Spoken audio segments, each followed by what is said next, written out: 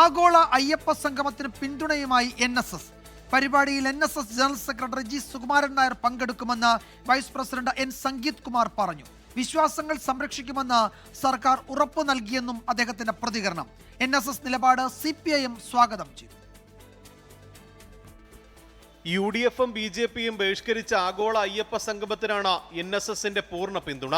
പരിപാടിയിൽ NSS general secretary G. Sukumaran Nair പങ്കെടുക്കുമെന്ന് vice president N. Sangeeth Kumar.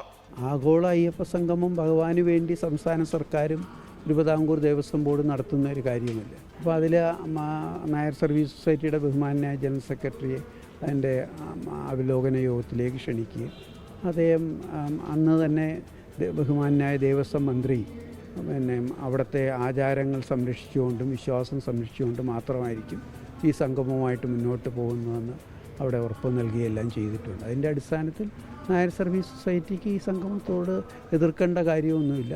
Ayyappa സംഗമത്തിനെതിരായ പ്രതിപക്ഷ നിലപാടിൽ NSS പ്രതികരണത്തിനില്ല. അതിനിടെ NSS പിന്തുണയെ സ്വാഗതം ചെയ്ത CPM സംസ്ഥാന സെക്രട്ടറി MV ഗോവിന്ദൻ രംഗത്തെത്തി. ഹിന്ദു സമൂഹത്തോട് മാപ്പ് പറഞ്ഞിട്ട് മതി ശബരിമലയിലെ അയ്യപ്പ സംഗമമെന്ന് BJP നേതാവ് ശോഭാ സുരേന്ദ്രനും പ്രതികരിച്ചു.